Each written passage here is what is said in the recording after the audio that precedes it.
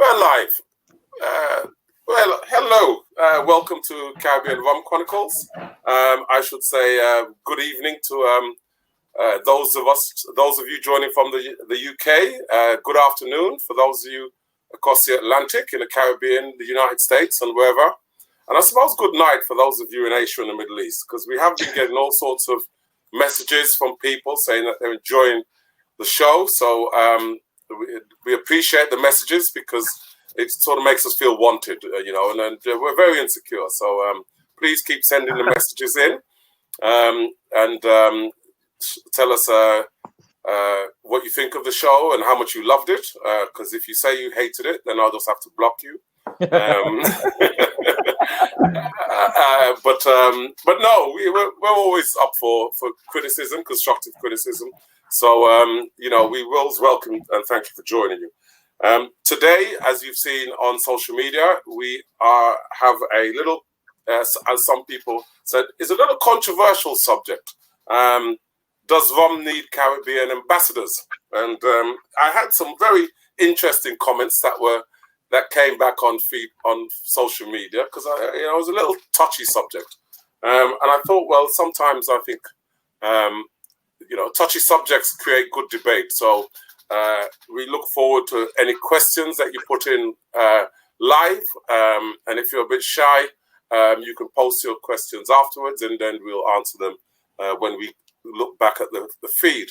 And if we're going to talk about does rum need Caribbean ambassadors, and we do hope to have other episodes featuring other Caribbean ambassadors that are working within the industry, if they are happy to join us, because there are a few out there.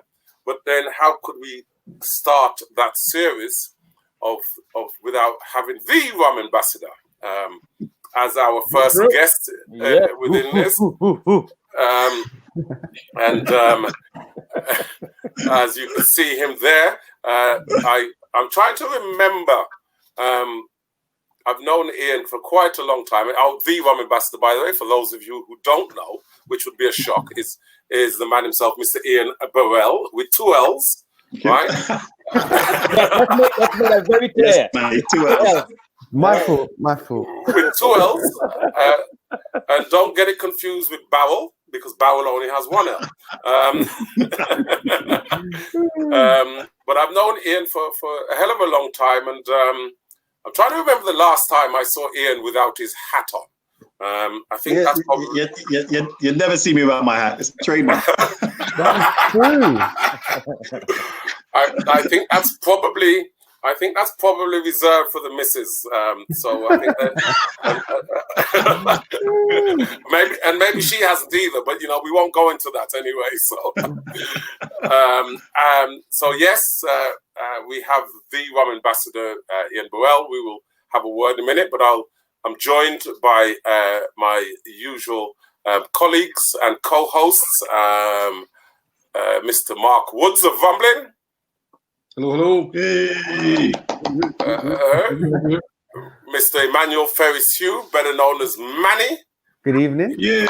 All right, very fresh. Our resident expert bartender. Do you hate the word mixologist, Manny? It depends on the context, I think. Okay. Yeah, but yeah. Right. If I'm bartending, I don't consider myself a mixologist. Right. But I think mixology has a place. Yeah. Right. We have Kelvin Greer, the rum doctor. Hello, guys, and welcome. And just when I was going to introduce Lizette Davis from Rumboat Retreat, her internet connection has dropped out. But she will jump in at any minute now. So we will crack on. There she is. She's back again. And as I was saying, and finally, Lizette Davis from Rumboat Retreat in Grenada. You got to excuse the Caribbean. We haven't caught up with technology yet. So the internet connections don't always work, do they, Lizette? Rude. There you go. He's frozen. Oh man. That's a punctuation to the joke, isn't it? Right, but Lizette I'm sure the internet connection will get right in the end. you having storms in the Caribbean at the moment, Lizette? She's having real trouble anyway, so she will get with us in a moment. So let's talk about Mr. So without further ado, Mr. Burrell, how long? So why don't you tell us a little bit about yourself, growing up in the UK and your journey into the rum world? Yeah, cheers. Thanks for the introduction. Big up all you guys, because I love what you guys are doing, man, which is so important, not only for rum, but also to the spirits industry, and more importantly to the Black community in the spirits industry, because we don't have enough of enough products like this out there. So that's one of the benefits of the pandemic that's happened. Thank you. Yeah, where I came about, wow, me, I've always loved rum. As you know, as Caribbeans, rum is in our blood. So I've always had rum inside my blood. And it was when I had the chance, the profession, I jumped at it, but didn't know I was doing that until it actually come upon you, when you actually, and someone actually says, we want to pay you for drinking rum. When someone comes up and says that to you, you're like, rotted. Let me just drop everything else. Let me just drop everything. So that's how the whole rum ambassadorship came about. I started off after I left school, finished my A-levels, was going to join it, basically go to a drama school, one of the top drama schools in London. My best friend convinced me into working in a bar for 6 months. Ended up being inside, working within bars in the industry for over 25 years, because and while I was doing that, that's how I realized that not only was rum more than a of life, but also it was a mean for work business. As I said, get paid. I was passionate about, and as Confucius says, boy, if you can get paid, if you can get paid for your passion, then you'd never have to do a day's work. Yeah. So I'm working just by talking about rum. And I suppose you had to pinch yourself when you realized, when somebody asks you, you're going to get paid to drink rum. I still have that challenge when I go for a medical and they ask me what you do for a living, and I says, well, I kind of got to drink rum for a living, and my doctor looks at me with sort of, sorry, what did you just say? I said, so where did the journey start? Which brand was there? A brand that sort of was sort of dear to your heart in terms of the main part of the journey? The only brand I've ever worked for was Appleton, J. Ray Nephew. They set up in the UK in the 90s.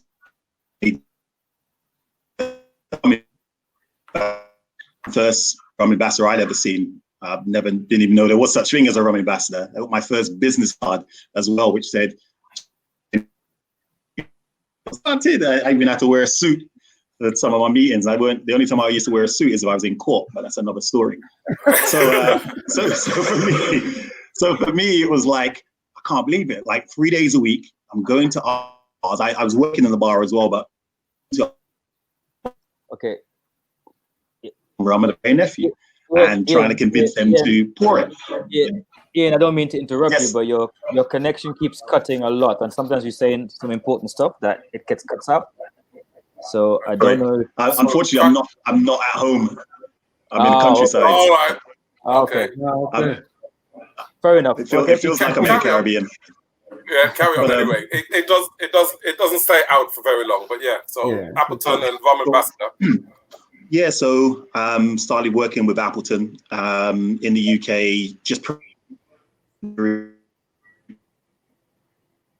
I realized the only way to really promote and market Appleton rum in the best way was to learn more about the category, and then teach people about the category before I then spoke about Appleton rum. So I just started learning as much as I could about the category of rum, and there wasn't much out there. Remember, this was pre-Facebook, pre-Instagram, pre how to use the internet efficiently. In MySpace back then. MySpace. It was, oh my goodness. Yes, I mean, it was pre then. So I was very fortunate to be asked by Appleton to do some stuff in the Caribbean. And then I was asked to help launch Appleton in Australia and New Zealand. This was in 2003. And it was while I was there in New Zealand, after they flew me business class, again, getting paid to drink rum and talk about rum, and you're on the other side of the world. It was while I was there realizing that I knew a lot about Appleton rum, but I didn't know much about the rum category. Where I decided I was going to take some time and travel around the Caribbean, just learning about rum. So paid for myself and just went around to various different islands, trying to knock on doors and get into distilleries and just learning about the category of rum. Sorry. And those days at Ray Nephew, it would have been Lisa would have been there from Jamaica. Maybe Andrea.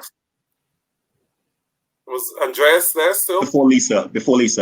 But Lisa was there. I was there when I was there before Andreas. I was there before Mike. Okay. But yeah, the good old days when Appleton, I feel, was the first Caribbean that really took bartending mixology. Yeah. Where they created academies, we created rum academies and really educated bartenders on what rum was, because the only way you could understand what Appleton rum was, or Ray Nephew, what it was, is if you understood what rum was. Because I'd go into a bar with Ray Nephew in the 90s and they'll look at me and laugh. They're like, 63% alcohol, mate, get that shit out of here. It was like, it's too strong, because they didn't understand about a premium white rum, let alone premium rum. Yeah. So it was important. What rums were successful in Europe at that time?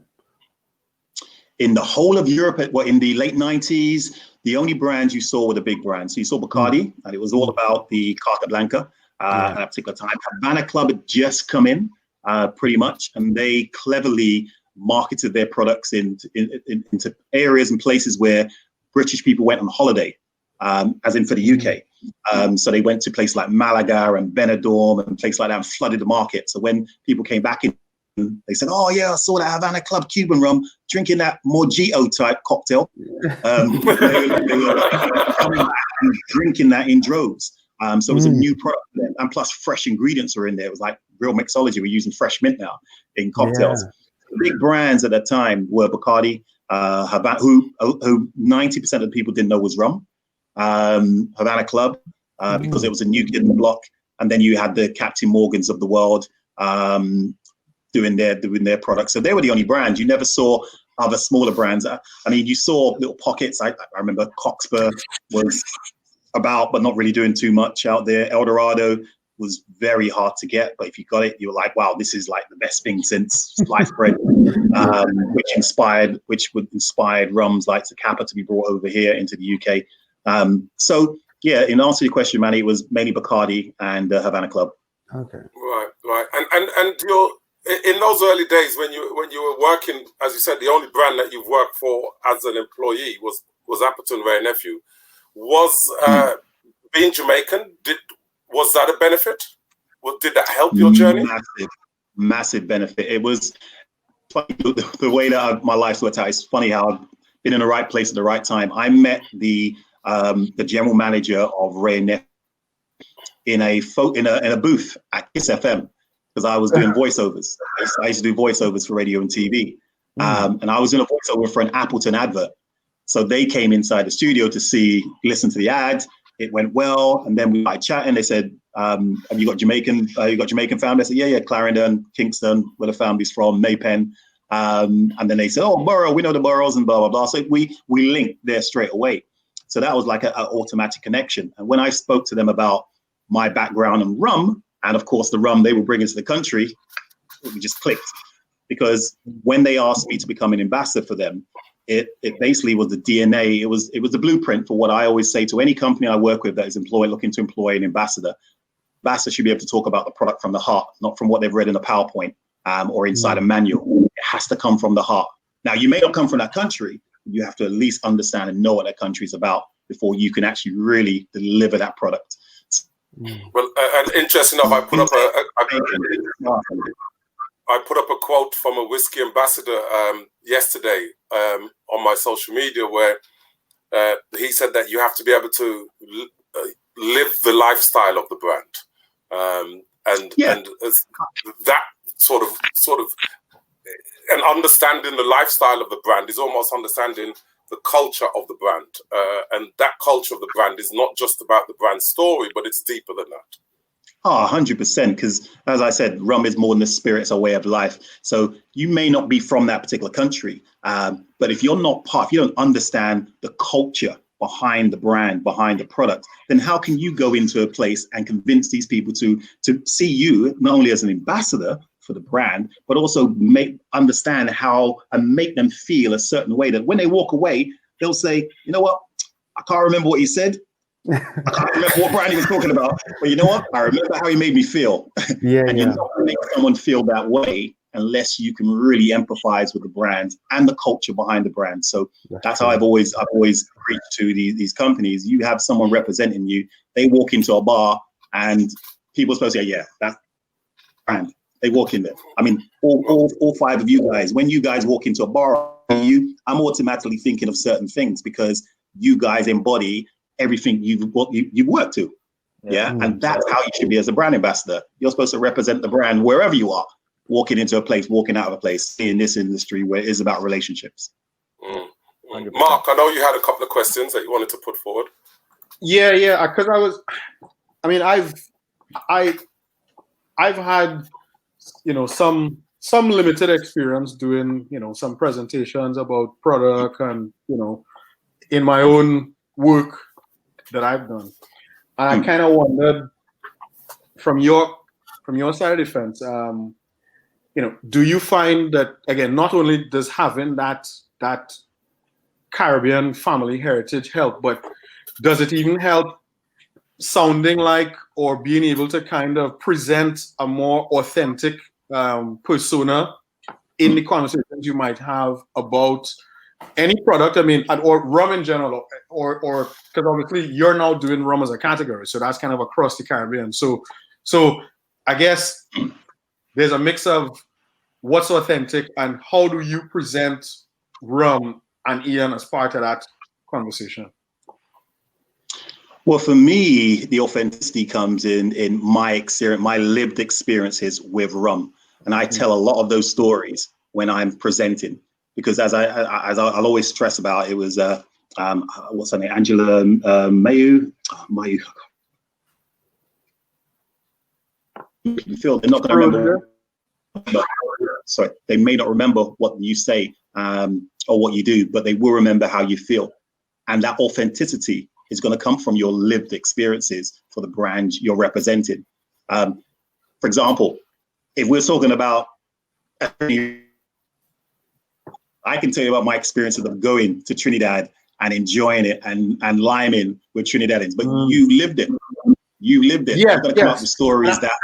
Yes. I was going to say, I remember in the early days of me kind of passing what would have been consumer to enthusiast to somebody that kind of had a business in the space, doing a presentation in front of a room with 100 people where we sampling rum, and it was doing something for Trinidad and Tobago. And I remember standing in the room and I could see all the people in the room, they almost kind of hanging on my words or the experiences I was delivering based on the fact that I was talking about it from the perspective of somebody that, I born and grew up there. I traveled, but it's still home for me, and I connect with them. And loads of people came up after asking questions, wanting to learn more about the product. Where could I buy it? They really liked it. Could you give me the recipe for your rum punch? All those kind of things that were coming out of there, specifically based on the fact that I gathered looking at them. They were like, yeah, this guy actually, as you say, I might not necessarily remember the details of what he talked to me about in terms of the rum itself, like how it was made or what, but this rum is from Trinidad, and that is a Trinidadian person standing in front of me telling me to drink this because it might have a connection to his family or something, or the stories that I might have been able to bring. And that I think it made a humongous difference in terms of how people engaged with my product as rum as a brand, but also when I was doing presentations for Trinidad and Tobago, because it made, they have reps here who aren't from Trinidad, So if they literally reel me out sometimes and be like, hey, you talk about these things, and they just get people around to talk, and it works. Like it works. It works. Yep.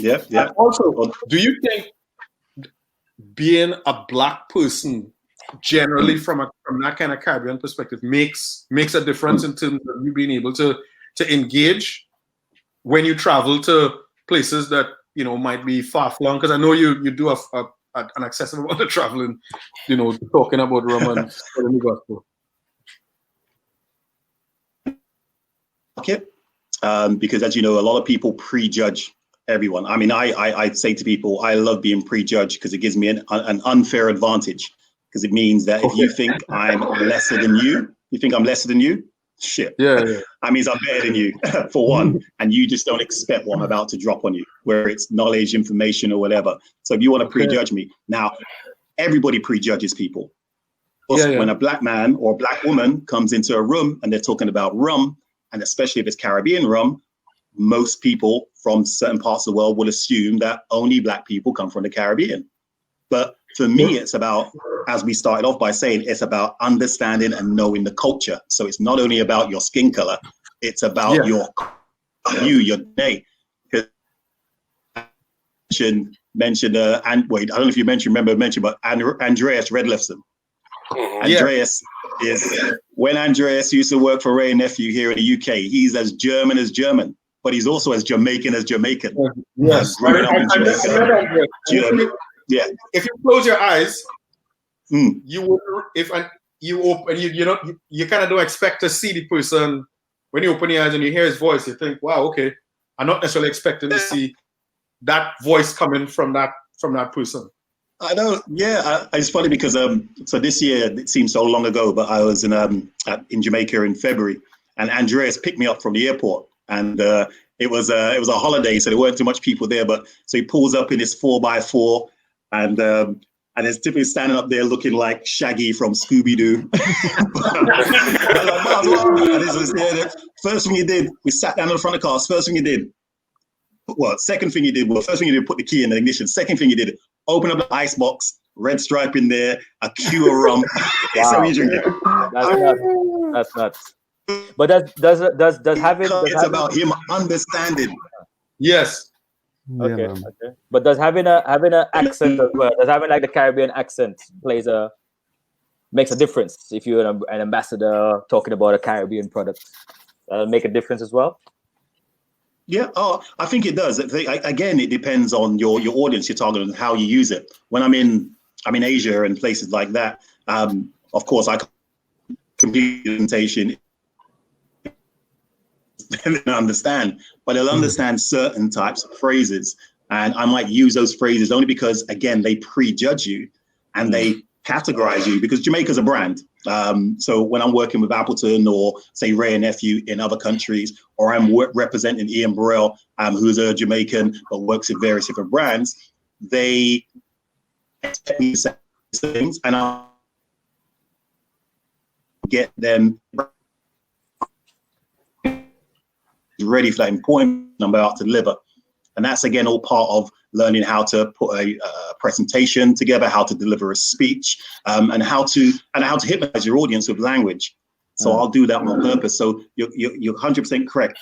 The accent does help when you use it in the right way and at the right time for a presentation. And then you throw in some of the Caribbean humor, jokes in there. Yeah, of course. Yeah, you do a couple of Caribbean jokes. Again, you read your audience. It might be jokes that will go over most people's head, but there's a couple of people that understand. And I like to be a bit risque when I present. I always say I call my types of my presentations edutainment. So I do like to educate. I do like to entertain, of course. But yeah, I'm very fortunate because my parents grew up in, probably, I might offend some people, but grew up in the best island in the Caribbean. You might offend a lot of people with that, but that's okay. We're talking about brand. Jamaicans, all right, wasn't too. I don't know. It's infected. They think they're Remember, Jamaica's a nation. It's not an island. It's a nation. However you want to say But it means when you What's more about you go to countries like in Asia and Europe, and they know brand Jamaica, so it gives me a little bit of an advantage there than say if I was trying to do brand Barbados or brand Grenada or brand Trinidad, only because brand is Usain Bolt. Things it's easier for them to relate to when you're doing before you then open them up to the real message, which is to get them to drink more rum. Right. And so interesting enough, I mean, when how does that change when I met at the whiskey show a couple of years ago? As you know, the whiskey show has a rum section, so we were in the rum section presenting and so on. So at the end of day one, you know, quite a lot of us, the good old days when you went to the pub across the road and had a drink and socialized and met up with other people. And it was quite interesting. I met a guy, and I it's a shame because I gave him a card and he didn't keep in touch with me, and I would have liked him to, because it was a black guy who was virtually in tears. And his problem was that he was very, very knowledgeable about whiskey. Okay. But couldn't get a brand ambassador job with a whiskey company. And he felt that by being black and not being Scottish was a disadvantage for him to get a job. And he said he did numerous interview after interview after interview. And he felt as if by being black was disadvantaged. Now, I was trying to encourage him that if he keeps looking at that, then he's not helping himself. Whether it's true or not, right? He's not helping himself, because he's got to, as you said, by being prejudged, like yourself. I've always believed that makes me more confident in an environment. You know, from I was a young teenager and I walked into a room and I was the only black person in that room. I'd rub my hands in glee, because that means I'm now center of attention, right? I thrive in that environment.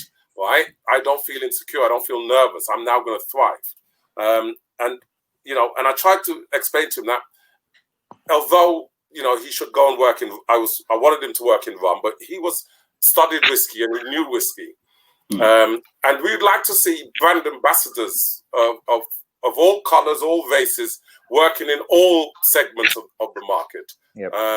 But I felt as if you look at Scottish whiskies, maybe there's a lot of Scottish ambassadors. You look at Japanese spirits or so on, they have their own ambassadors. Is rum fairly reflective of the category when people think about rum? I know it's not just a Caribbean spirit, but it is perceived as a Caribbean spirit. Are there enough Caribbean ambassadors within rum, in your opinion? In my opinion, no. I mean, just in general, there's not enough what's called black people that are ambassadors of any spirits whatsoever. As we highlighted, it shouldn't be about the color of the person, but it is. Don't. Well, I don't know if I've cut off it. Did I? Yeah, you did. You cut off. You did. Back again? Yeah, you're back now. Yeah, you're back. You're back. Yeah. Rewind it. Start again, yeah. No, he looked there again. It had a little bit of sticking point there. But so I don't know what part you're saying that you don't know. Well, it shouldn't be about the color of your skin. It shouldn't be about the color of your skin. Correct. It should be about into the table and in the perfect representative of that particular brand. Regards to like that guy you said, the black guy that wanted to do whiskey, he could easily said, you know what, I'm not going to employ me. I'm going to do it.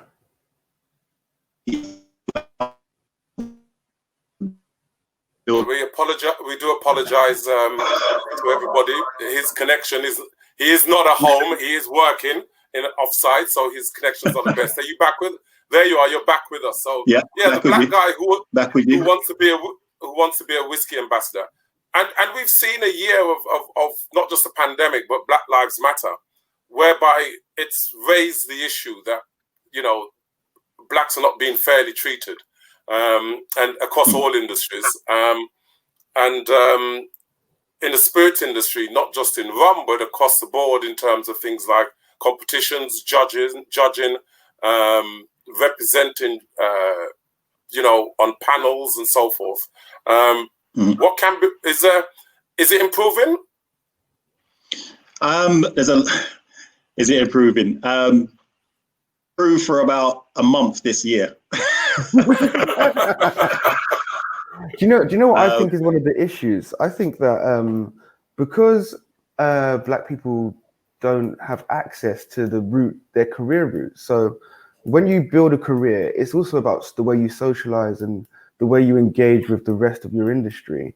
And if you're left out of certain conversations from the get-go, it's very difficult to progress your career to a point that you keep stepping up, because there's a lot of nepotism in any professional world, Yeah, 100% correct. And if the spirit companies are not taking a chance and employing someone that is qualified, that's important, that is qualified, but also is someone who could represent the market they're looking to sell their products to, then they're missing the trick. How can you be an international company and you don't show inclusion in your team? You don't show inclusion, let alone the board, because we know there's no inclusion when it gets to a certain level.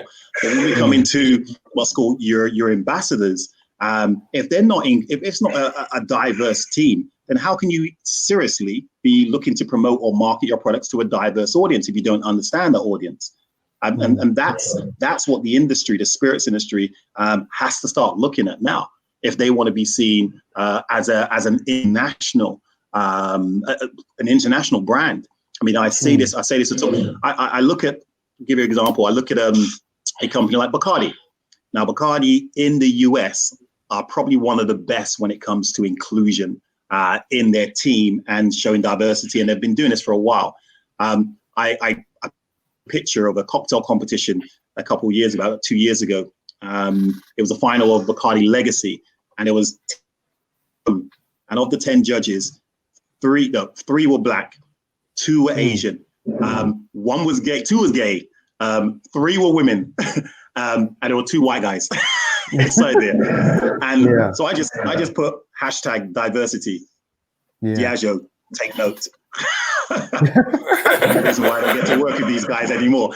But I wanted to highlight that because this is what we should be looking at from these companies at a boardroom level. This is what we should be looking at these companies when we're looking at them representing us as brand ambassadors. I want to see people that look like me. I want to see people that have walked my shoes, maybe talking about a brand that I don't drink or I haven't drunk before, but I might take notice only because they can connect with me in a way that someone else is just dropping what they've just learned off a PowerPoint presentation to me. I mean, I don't drink much tequila, but if someone from the Caribbean came to me and started talking about tequila and started talking about this and that and listen. Now, it's not to say I'm not going to listen if they were white, because of course I'm going to listen to them as well. But they could connect me with where I'm like, wow, you know what? That emotional connection. I might just try that drink. But and that is important. Right? Because Bruce Govaya from Trinidad is who introduced me to gin and tequila properly. Like when I started trying to get into the industry, Bruce obviously is a bit of a confusing character himself to a lot of people because he looks like a white guy, but people think he's Welsh, he's Trini. And Bruce was like, look, if you really want to learn this industry, you can't just, you drank whiskey, you know whiskey to start with, but you have to, and you can't just drink rum, you have to drink other things. And it was Bruce that took his time with me and introduced me to tequila. After I'd been introduced to mezcal, Bruce was the one that was like, he made a cocktail, I tried it, I was like, I really like this. Okay, so now go and try this, that. He took me to lots of gin events to say, look, you got to understand gin a little bit, so come, I'll take it here. And it took me a little while. At first few, I didn't particularly like, because I'm not too sure what this is. But as time went on, your palate developed. But it's exactly that, as you said, somebody who you could connect with, who is from your space in the world. And I think that's one of the questions that we were we kind of talked about before we met today, to say, and you answered it there, do Caribbean people have things to offer non-rum brands? And obviously they do. Oh, well, I mean, okay, when we're in rivals of rum in the Caribbean, it's brandy. It's brandy, especially cognac. Yeah, especially cognac. Now, it's the same as the but it's the same as the diaspora. When you go to America, you come to Canada, or you come to the UK, it is still a rival to rum brandy. And you look at the audience, some of the audience, and a big audience is African Caribbean or African or Caribbean that are drinking those products. But we don't see enough Caribbean, what's called brand ambassadors, representing brandy or cognac as such. So why not? Why not? And it's some of that, as you mentioned, is the perception of the fact that the international owners of these companies look at the market they're serving, and for them traditionally the white pound was what they were always after, and they never had any respect for the black pound in terms of our buying power. That is, their mind has changed now, because all of a sudden they want the Asian pound, right? Because they've now seen that is a very valuable pound to them. And the Asian pound was quite interesting, because you remember a couple of guys, Shane and Andre from the Bahamas, who were selling rum in Hong Kong. And they said to me, I haven't been in touch with them for a while, but they said to me that it was, for them, it was an advantage when they went to present rum to Chinese people, that they saw a Caribbean face, a black Caribbean face, presenting a category which, as far as they were concerned, was a Caribbean category. So it as you said, it's not just about the audience, it's also about, do you represent the brand? Do you look like somebody I can trust? Because you've got to remember, you're the messenger, right? And whatever you say, is it trustworthy coming out of your mouth? Do I believe you that you have, we can all get educated on a lot of things, as you mentioned. You can go and study, and you should be qualified academically and knowledge-wise on brand work. But then you still got to be believable. And somebody's got to trust that message. So, with all I was going to say, speaking of the believable part, the only person I believe out of you guys is Lisette. So, but I mean, that's another story. Sorry, Mr. Rum Doctor. I cut you off. So no, because we have talked. There's loads, because I'm conscious of time, and there's quite a few questions that we need to ask. And obviously, we get carried away because we're passionate about the category and industry. Yeah, we always do it. Doesn't matter. So, Manny, I think you have a few. Yeah. Well, this is in reference to what we were just saying. How do you think that brands are now starting to value Caribbean faces as part of their strategy to improve the general branding of rum? Getting those faces to be more featured in their brands. Are you seeing that trend happening? I'm not seeing enough. You are seeing a couple of brands that would, because a lot of these new brands, we're talking about rums. As we know, rums comes at different levels. You've got the big brands, loads of budget, market.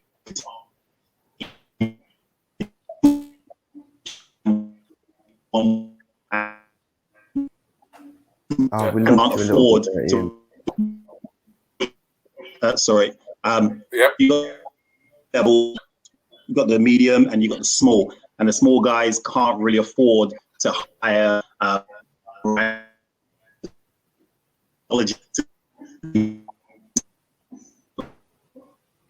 think you're right. The small guys can't afford to. Take a commercial break and everything.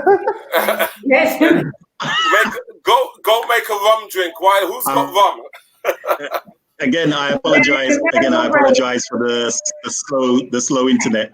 This is, I'm saying, out of my hands. I wanted to do this, but I was like, why can't I be in London for this? I know I've got proper internet. But to answer your question, we don't see enough for the brands, for the rum companies doing this, which is why we're seeing an influx of people, Caribbean people and African people, that are doing this themselves in the UK. They're creating their own rum brands. They're saying, you know what, we're going to do it ourselves. We're going to create our own rum. We're going to market this to our community and see if we can grow there.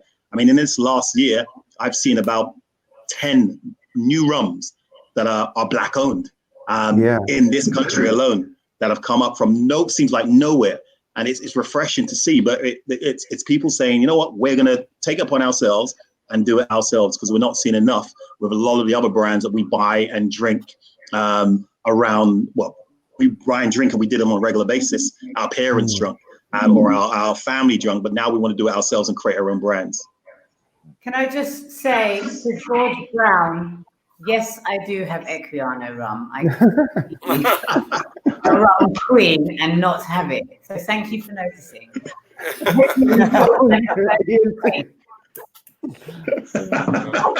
Excellent. Sorry, continue. Yeah, and to answer a question, Manny, sorry to cut you, Manny. I know you had to follow up on that, but I mean, Nyundi, you might know better than me, Ian, the pronunciation, Nyundi. Nyundi. The guy from he's Mangiri, the African, the guy based in Africa. He's asking the question is how do we stop people pushing crap liquids? And I think the quick answer to that is I think you got to understand Naya. I'm going to call you Naya for short until you tell me how I should pronounce your name. But it's Eugene, I think. Yeah, but crap liquids is subjective. One man's crap is another man's pleasure. So I don't think you will ever get people stopping to push crap liquids. But Manny, sorry. You're right. You're right, Rog. Everyone's on a different journey when it comes to rums or spice rums, which are not rums. There's spice rums to rum is like gin to vodka. So everyone's on a different journey. So some people might drink a product and say, you know what, this is for me. But then someone else like, no, man, I don't want to drink that. I used to drink this. Agreed. Jumped into drinking hardcore cask strength rums when we were younger. So yeah, everyone's on a journey. Manny? And then, so do you think that these small brands that you're seeing pop up that have a connection to their audience, like a real local product, is going to overall help grow rum as a category and maybe contribute to the whole brand of rum improving? I think it will, only because it brings a conversation. It makes people talk about the rums. Whether it's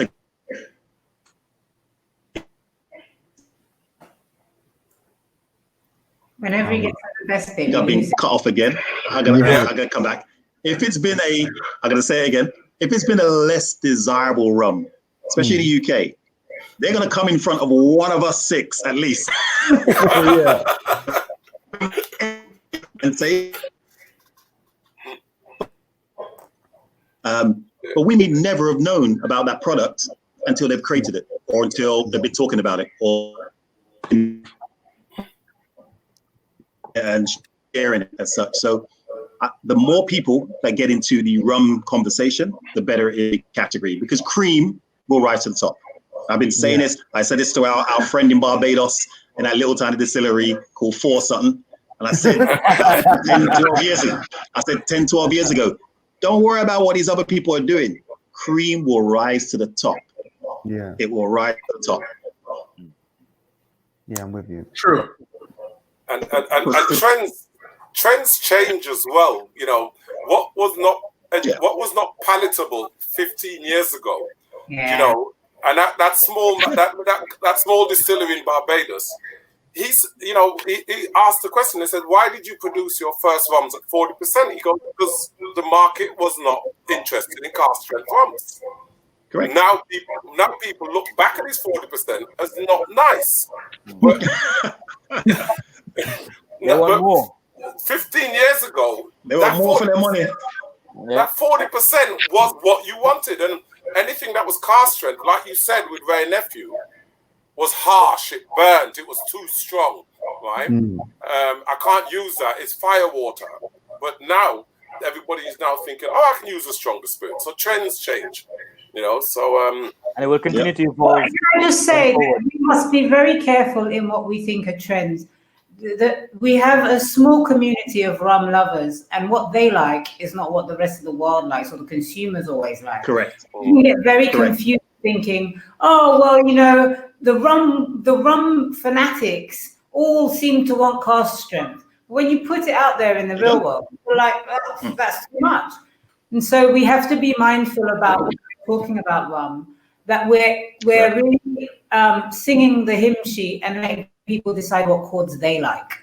True, because we are the minority. Fanatics are the minority, which is why, as much as you say spice rum is what more people are connecting with rum now than anything else, right? Yep.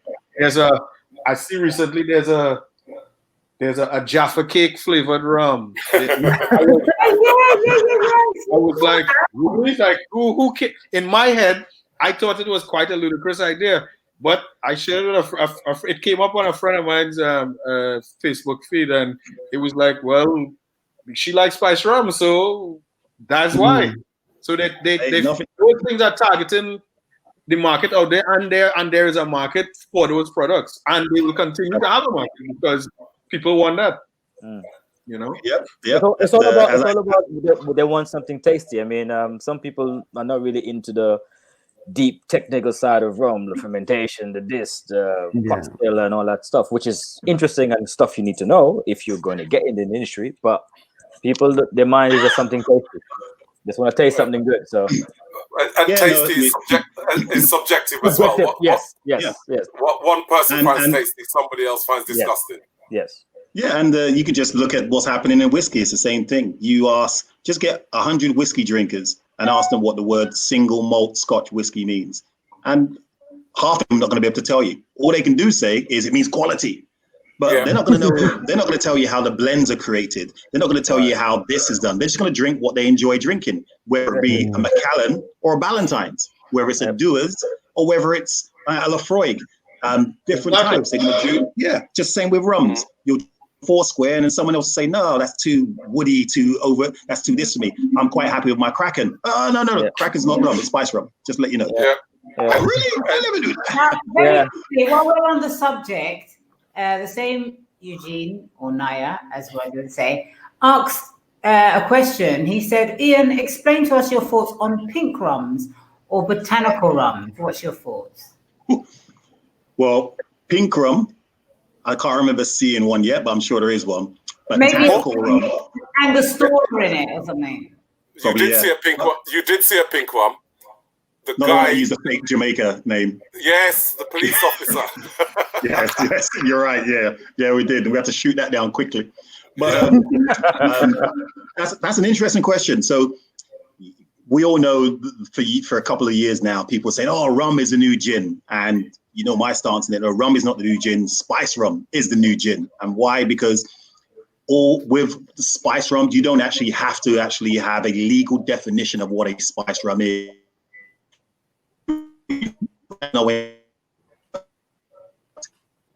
On the label, because if it's less than 37.5%, you can't legally anyway. But let's imagine you did a product that was 35% ABV that legally can be called rum in Europe. You added some vanilla in there, some spices. You stuck a pirate on the label. That will be sold in the supermarkets. That will be sold at some bars and some restaurants as a rum because it's part of the spice rum category in their minds. And this is what a lot of people assume spice rums are, like that. But if you try a real spiced rum, I mean, like one of my favorites, Chairman's Reserve, that is rum that has been spiced, that's been infused, that's come from our heritage, that's come from what we used to do when we were making medicine back home in the Caribbean. But now, because of that, because rum and spiced rum and spiced rum without the D is becoming popular, people are like, well, how can we create, I love this word, a gin rummy? How can we create a gin rummy? Why don't we just redistill rum with spiced botanicals and call it botanical rum, create our own classification, so our category. So botanical rums, these new botanical rums that are out there are these hybrids of spice rums. They're just spice rums, but they're either redistilled with infusions or redistilled by themselves. You got 500 cuts in Scotland. You got Twin Fin down in Cornwall. You got the new one. Oh, sorry, you got a Spirited Union in Amsterdam. Can I ask just a question while we're on that? Because I was saying to the guys that I feel there's always this effort to remove the culture from the product, which is why we're having this conversation with you. So, for example, you're saying, well, spice rum is something that exists, and it always has existed from the time we were making rum. Spiced it up. Yes. Yeah. But maybe the word spice rum is a bit like dance hall. It's just too in your face, they want to call it reggae or something, that's more palatable. So botanicals gets rid of spice and gets rid of the history that ties spiced rums to the culture that belongs with rum. And do you see that there is a lot of that, like kind of stripping away, even in terms of, words like tiki, taking away some of what belongs to the Caribbean so that you almost remove it, botanical rum, or do you see that, or? Well, that's always been the case historically. There's so many historical references where the Caribbean or the point of location has been stripped away because it wasn't conducive with the marketing of the actual product. It wasn't relevant enough for them to want to sell their particular product. So when you take a product from the Caribbean and then, I don't want to offend anyone here, but you take it and then take it to your country and you start adding some stuff inside there and then call it your product and then maybe use their name as well. If you do this, that is a form of way, that is a way of actually taking from the Caribbean and not giving back to the name. It's I wouldn't say it's as bad as, but it is very similar to just taking that product, taking it to your location, redistilling it, doing anything you want to, and then calling it your product. It's your product. You create it, as opposed to taking it from the Caribbean. Give some respect, of course, there, because of course the money's going back there, but give some respect to them, but still use it in such a way that you're promoting the point of origin, but not abusing the point of origin. And that's there's a fine line there. And I don't know what the actual 100% answer is of promoting or appropriation, because I know they're having this conversation in Tiki. I know Manny knows this on a regular basis. Where is that point of appropriation or promotion or endorsing? Yeah. So I think hold on. Do you think that then from that does the colonial divide affect the categories? So what I mean by that, you have the English style, you have the Spanish style, you have the French style, and each style has differences, different way of aging and different costs, and then you have spice rum. So do you think that affects the category in terms of confusing people because there's so many around? Well, with rums, unfortunately, all rums have been put into a big pot, a big melting pot as such. And if we looked at whiskey in the same way, it would be deemed exactly the same as rum, as in has no rules or regulations globally, because whiskey doesn't. There are GIs and there are local rules for whiskey, and there are for rums. But we've always, as a media, myself as well, we've always looked at ways to try to elevate rum. And we've tried to find categories, or we tried to find ways to make it easier for that 90% of general consumers that want to drink rum. So we use the old colonial names or the colonizers' country of origin, like the Spanish and the French and the English, to describe rums. Now, as we've become more learned, we realize, no, that's wrong. Cuba fought hard to get away from being Spanish.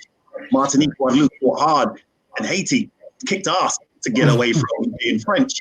Jamaica, Trinidad, Barbados got their independence from the English. So it isn't English style, it's not French style, it's not Spanish style, it's Jamaican style, it's Cuban style, it's Martinique style, it's Guadeloupe style. So that's a really good point. Exactly. And that leads nicely into another question. I know I'm conscious of time. It leads nicely into another question I have, because I actually want to hear what you're going to say. So the multinational ownership in terms of big brands, European brands or American brands buying these small Caribbean brands, whether it be in Jamaica, Cuba, Latin America, French Caribbean. Yeah. What are the pros and cons of that? And does that dilute each particular country or island that they buy from? So if a big brand buys Appleton, for example, and then does that dilute the origin of it? And what's the pros and cons of that? That is a brilliant question, because this is a question that's come up, especially over the last 6 months. I've been in a couple of forums, and it was funny just seeing people's reaction when they found out Ray and Nephew was owned by an Italian company. We have to look, and this is again, which goes back to the start of the question about understanding culture and where we come from, where we are today, and where we're going in the future. We look at some of these companies like Ray and Nephew. I use Ray and Nephew as a case study. Yeah. How many Jamaicans do Ray and Nephew employ? How many Jamaicans are putting food on their table because of the rum that's being sold? Not only Ray and Nephew, but Appleton. And how many of those Jamaicans have been laid off ever since Campari took over the company and bought the company? Yeah, because if you speak to the Jamaicans that work for these companies, they've just said the money that's been put in by these Europeans has been great for us as Black Caribbean, or even just white Caribbeans, but as Black Caribbeans that have been working for these companies. I've got an uncle that works at the Appleton estate, and his job is secure. So I know every bottle of rum I was selling, especially back in the early 2000s, there was a little bit of money going back into his pocket. Right. As a Jamaican working But there. now I'm gonna play if the word is devil's advocate. That's a pros, right? But what would be the cons of that now? That's definitely a pros. The cons of that is if the company wants to go in and change up the whole ethos of the company to suit their needs, whether they're a European company or American company. If they see that the value, which would be crazy, the value that they bought this company or invested in this company, they see the value could be made better with their European knowledge and their European expertise, and dilute the brand or dilute the product, then that is definitely a con. That is definitely a con, because then it erodes what the original brand was, and it becomes a caricature, a bit like Spice Rum is to rum. It becomes a caricature. You keep slapping Spice Rum. I just have to constantly say this and reiterate it to as many people as possible. When you guys say to someone, "What's your favorite rum?" You know what? I love this rum, that rum, that rum. I'm like, yeah. And then someone else says, "You know what? Oh, I like Kraken." And then the person you were just asked correct them and said, "No, Kraken's a spice rum. It's not a rum." When that happens, fair enough. The more we say it, the more it becomes psyche. Can I jump in and just mention a couple of questions? Stephen Martin of St. James wanted to make a comment that when you talk about spice rums as a popularity in terms of the category, it's what rum arrangé is to Martinique and Guadeloupe in terms of this is very true. Getting people involved in rums. Lisa Ferrara, as we all know, from Antigua. Lisa. Yeah, she said, "Do we think that Caribbean ambassadors need to know more about all categories of alcohol to be allowed into the room, so to speak? Whereas ambassadors for other spirits can be excused and allowed to only be experts on their category." That's a big question there. See, Lisa always does that. Always boxes up people. That's a good question. Excuse me, man, because you always have those questions. She's right. At the end of the day, I think it's important to understand other spirits and the other categories in there. But you're right. She's right. I've met so many so-called experts in other spirit categories, and they still classify rum as white, gold, and dark. Yeah. Wow. Yeah. That's... But you have as an ambassador, as a professional, as someone who represents a brand, you should have a of rival spirits of the rival categories, just so you can make references. If someone says to you, you're a rum ambassador, and someone says, "You know what? I don't like rum." Okay, what do you drink? I drink vodka. If you don't know a really light tasting, maybe Puerto Rican style or Nicaraguan type of style rum that's very light and subtle, then you can then mix into a cocktail and say, "Drink that." And they're like, "Well, you know what? I do like rum because I didn't think rum was like this."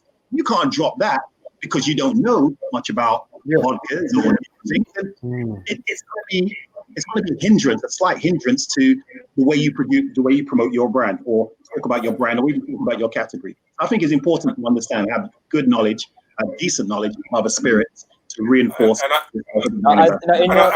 second. To respond to that as well, which might surprise a few non-black listeners and audience, a lot of us black people, when we're raised, we are told from childhood that we have to work twice as hard to achieve the same thing as a white person. That's very Right, true. so it implies the same thing. If you don't, you have to have double the knowledge and doubly experience in order just to get, as Lisa says, into that room. Yeah, and You're right though, because the fact that the person might be from the Caribbean, they might not be black, but being from the Caribbean, there is potentially that disadvantage. So you have to be, well, you from a place that, you know, they don't have that knowledge and information there, so you're not going to know. So you're gonna have to push and break, you know, you're gonna have to collect all this information and be bigger, better, louder, you know, prove that you know so much more. Yes, because you come from a place that they may think, well, they don't know anything, and you know, his experience from that place isn't really as valuable as mine, being from the UK.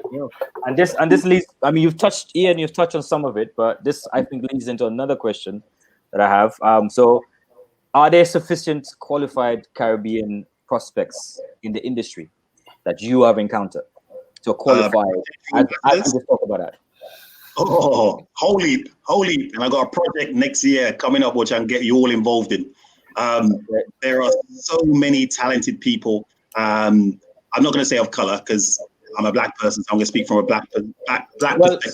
Caribbean, we're talking about Caribbean. So Caribbean could be white, black, blue, green. Doesn't really matter. There are so many Caribbeans I know that are amazing talent, not only in what they do, is in generating what's called piquing people's interest when it comes to spirit and rum, of course. But if they were on a wider stage or showcased, they would excel massively. Just that they need just to get that exposure. That's what they need to get that exposure. And over the years, I mean, I'll give you an example. I was judging Angostora's final. I used to be one of the judges and MCs for Angostora's global cocktail competition. They had it every 2 years. And one year when I was judging, the judges, there's 5 of us, and I'm the only black judge. I'm not saying that's a thing, but I was the only black judge. But we were having a fight. And we was having a fight only because the person who I felt should have won or should be winning, who made the best drink, had the best presentation, we were told that they're a little bit of a troublemaker. I'm like, I'm not here to judge if they're a troublemaker. I'm here to their presentation, their cocktail, how they delivered, and would I see them as an ambassador for Angostura for the next 2 years? Of course, my big mouth overruled everyone, and that person won. And that's the reason why Daniel Jones is the global ambassador for the House of Angostura. Wow. I looked at him and I was like, this guy, the only reason why no one knows about this guy is because he's never been put on an international stage. Did you say Daniel there? Yeah, Daniel. Yeah, Daniel. Well, anyway, that's well done. Thank you for that, because Daniel's he's a fantastic character, and I think Trinidad amazing character. More if more Trinidadians or more Caribbean people hopefully like Daniel, like 100%. Miguel out there. They're like, hopefully, But one thing, if I can just say that, so Daniel has a real authentic Trinidadian attitude. Trinidadians have a lot of attitude, and they're very bold, and and I think he really displays that well. In that other islands, down in the Lesser Antilles, they do not display this confidence like Trinidadians. And even his hairstyle, his whole image, everything is just so authentically Trinidadian. I couldn't think of a better ambassador. And just to say that hopefully we can get Daniel on the show one day. But we have had a response from Miguel from Mount Gay, who said, wow. So Miguel, I just hope you realize that you need to get your diary out, Miguel, because we need you on the show one day to talk about your journey and your experiences within the category. So did you have any more questions, Kelvin? Yeah, I've got one last one, and which I think is interesting as well. Is the diversification of styles, positive or negative attributes. So what I mean by that, so what I mean by that is that you have the different styles of rums. So again, it's something that somebody who doesn't know about rum, these kind of things get confusing. So you have age in ex-bourbon cask, you have age in port cask, have some age in Madeiran sweet wine cask, and this and that. Is it a positive or negative? What does that do to the industry? Is it saturating the industry, or is it not? Great question again. Holy but good question. We prepare for our shows, Yeah, we prepare. It's a team effort, by the way. It's a team effort. I always like to use the whiskey category because it's another age spirit that always connected. Also, people always try to make a connection with rums. I use the whiskey category as an example. Oh man! Every time he's about. Yeah, when he goes into a deep one. Commercial break. Everybody. All right. Sorry, guys. I have to go again. Start again. I like to break down the whiskey. This is like the whiskey category. Mm-hmm. The 3 different types of drinkers. I break it down into 1%, 9%, and 90%. The 1% are those geeks that understand things like single malt. They understand Japanese whiskeys and Irish whiskey. They know the difference between an Irish whiskey and rye and bourbon in America. Just the same way as the 1% of the rum about.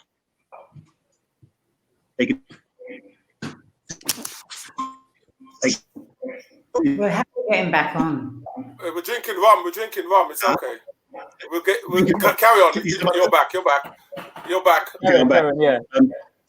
You're gonna have a level of rum drinkers they're gonna resonate with that, and that's only 1% of the rum drinking population. So there is a market out there for them, but the 90%, the general customer that's not brand calling, unless they've been influenced by someone else, that still think a spice rum is a rum.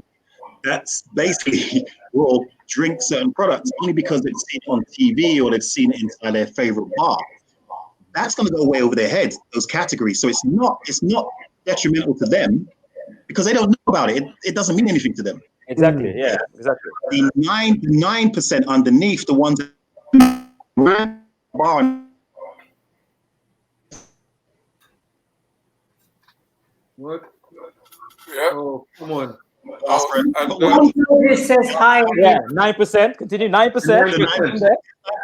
The 9% will ask for an Appleton. They'll ask for a Mount Gay. And again, they may know about different types of cask finish only because they've taken the time maybe to learn a little bit about it.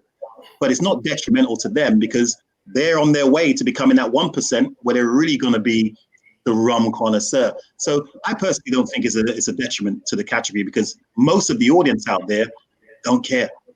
They just want to have a good time drinking rum. Okay, so to move on, because I am conscious of time, first and foremost, John Georges says greetings to the esteemed panel. So he must be talking.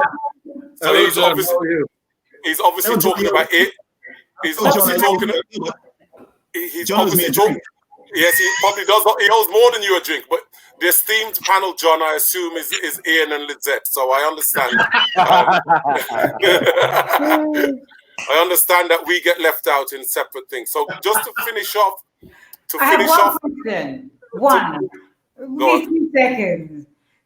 Do you think that the GI will protect Caribbean rums? I think that one is. Yeah.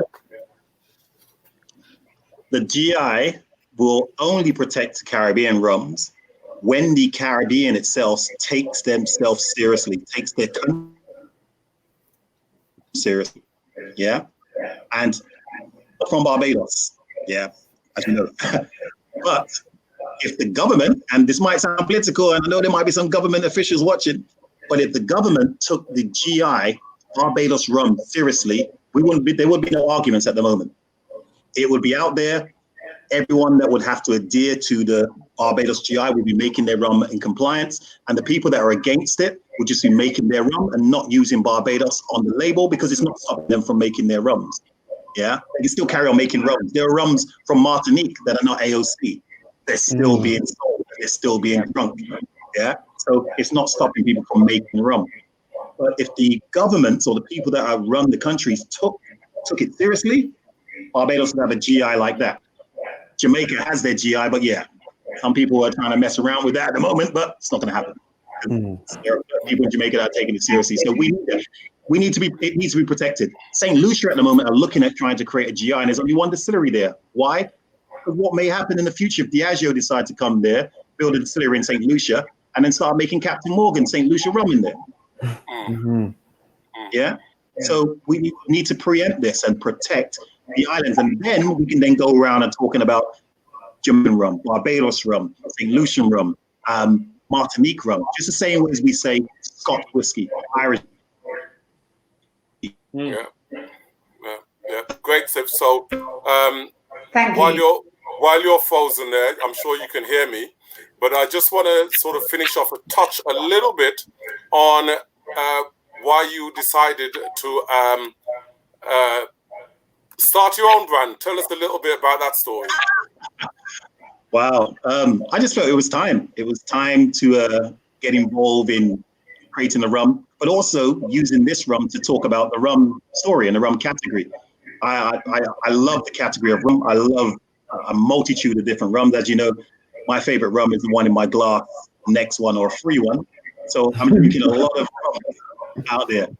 And I also wanted to tell a story of someone I learned about in school, not in proper school. It was in Saturday school when we're learning Black history.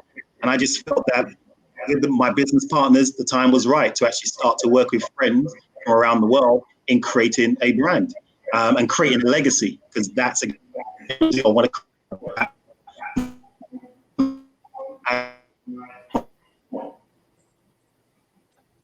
Did I cut off?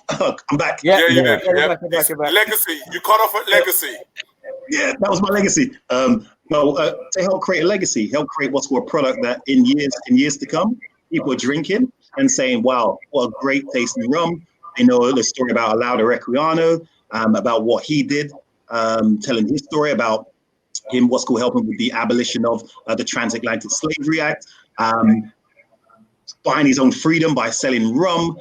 So these are the types of things that we want to be able to tell with this particular brand. So I just felt the time was right, because for years I've been helping other brands grow, and it was time to put my money where my mouth was and work on my brand.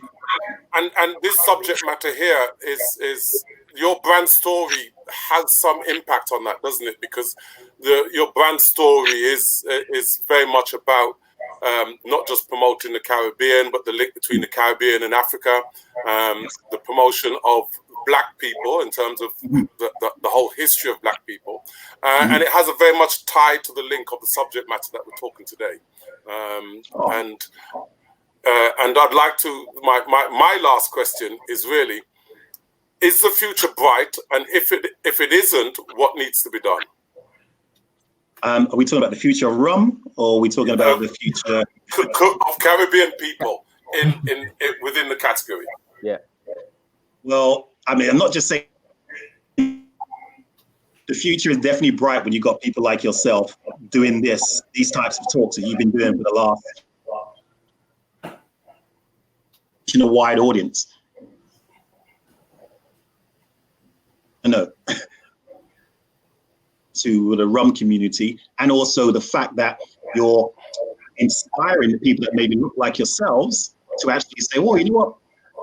I might actually look at the rum industry or get more into the rum industry."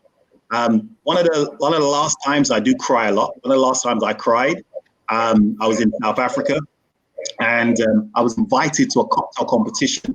I wasn't there for this particular brand, but I was there for a cocktail competition, and the two bartenders that won. One bartender represented South Africa in world class.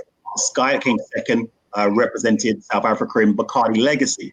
The bartender that came third was. We missed that last bit. Oh, say it again. Oh no! So which part did I cut off on? The bartender that came third. The bartender that came third. The bartender that came third was a young guy from a township. And he got a lot of grief from his parents, because his parents were like, hoping he was going to become a doctor or possibly a lawyer or something like that, but a bartender. But he wanted to bartend. Why? Because he saw people online and the person he identified with, and that's why I was in tears, because he the first time he didn't even know I was going to do that.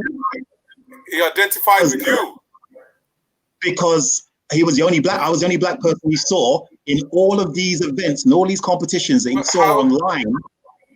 And he identified with me. How would that inspire him to be a bartender? That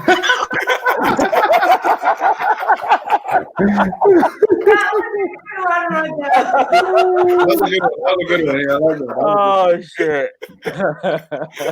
Yeah, I think that would bring me to. This is the reason why.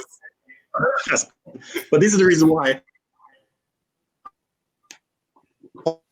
Countryside with really bad internet. If you guys would have me again, I'll make sure I'm down in London with my fast internet. Yeah, you tell us when you're in London, we will have you again. Don't worry, we'll find another controversial subject matter. Yes, we're gonna have one on sweetened rums. Yes, that's one. I think that's going to be a very big one. We've been planning that one for a while. We're gonna have one on sweetened rums, so we will definitely have you for that. But that's what did Miguel say? Oh, Miguel saying Yekiani's story is one that a lot of Bajans don't know. So salute Ian for highlighting that. I think it's. That's why the rum in Barbados. We're bottling Barbados as well. So we send the rum. We get the rum from Mauritius. We send it to Barbados where it's blended and bottled by Richard and bottled there. And that's an important part for this brand here. That it has to be bottled in Barbados. And I suppose on a finishing note, on that point when he talks about not knowing in Barbados, the category suffers from the fact that rum doesn't carry enough respect amongst Caribbean people in the Caribbean, right? And bartending is not a respected profession in the Caribbean either. 100%. Yeah, 100%. Right, 100%. and that needs to change as well. So that can only happen by education. People need to understand that rum is a great spirit. Yeah, education. And again, social media platforms like this shows people and inspires bartenders in the Caribbean to say to themselves, elevate themselves and say, you know what? Yeah, why not be the best bartender in the world from Trinidad, from Jamaica, from Grenada? Yeah, why not? There's no one to stop you but yourself.